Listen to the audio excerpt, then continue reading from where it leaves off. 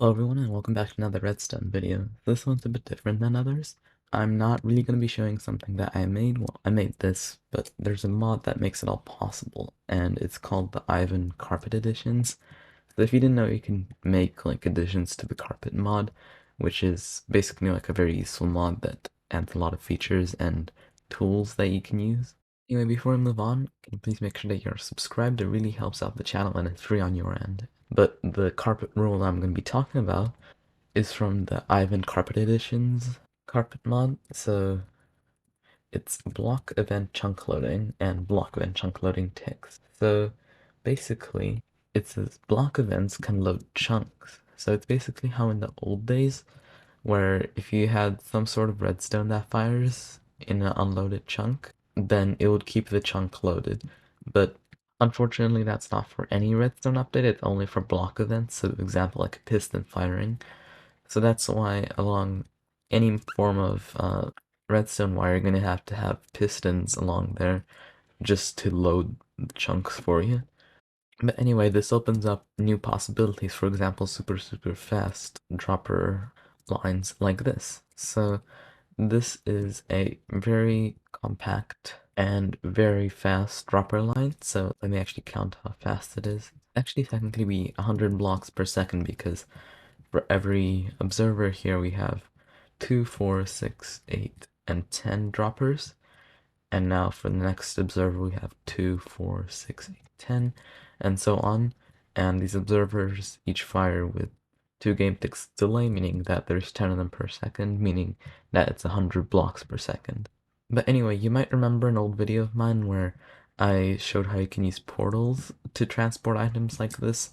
It was basically nothing special, it was just a hopper line, but using droppers you can actually make it way faster, which you couldn't do with portals before, because with portals you always had the delay before the entity moved in. Obviously you could use items, but that's a bit less reliable most of the time. So I decided to go with Ilmango's minecart system, which takes some time for it to actually go through the portal, therefore you can't really have these be super fast with the portal technique, but with something like this, you can be really fast.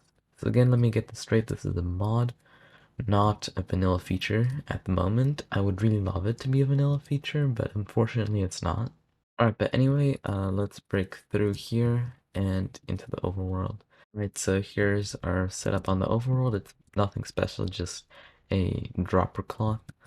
So I'm just gonna fill in this whole double chest as if it were with shulker boxes. So there'd be 54 items here, and I'm gonna let it all go. So you can see everything's being spat out into the nether. When all this finishes, I'm going to show you that I didn't load the chunks. I'm going to tick freeze everything so that it all gets stuck in the same position that it was before I actually entered the nether. Alright, that should be a good amount of time. I'm just going to do tick freeze and hop on through. And now I'm going to continue on over there. This is a very long dropper line. As you can see, it did go out of render distance, so that portal was way out of my render distance when I was over there. Therefore, I couldn't have been loading the chunks, and anyway, the portals only load a 7x7 chunk area. But anyway, now we can hop on through. Remember, the game is frozen at the moment. So, for example, if I throw something, it's not actually going to get thrown yet because the game is frozen. So you can see that we have 54 items in the chest. Again, the chest isn't opening because the game is frozen.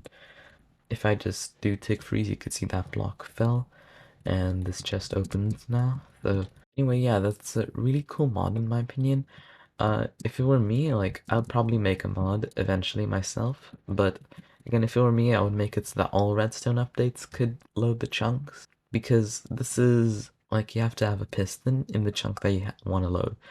So it basically, yeah, needs a piston. There also something I did notice is before I had a 5x5 chunk loading grid around this portal there, but something I noticed again is that these pistons actually create entity processing chunks around them. I mean, the chunk that they're in is supposedly entity processing, therefore we actually don't need the 5x5 chunk loading grid. I'm not exactly sure why, but it's kind of cool. We don't need a 5x5 chunk loading grid, although In my opinion, I think it would be rather more useful for it to be just load the one chunk so that we can control where there are lazy chunks and where there aren't. But anyway, you can see, yeah, this is just a simple setup again with the dropper tower thingy. Anyway, yeah, guys, that's gonna be it for today. Leave a like if you enjoyed this video and subscribe if you want to see more. All the links for stuff I've mentioned here would be in the description, so the curse word for this mod and the GitHub as well. I'll see you next time. Bye.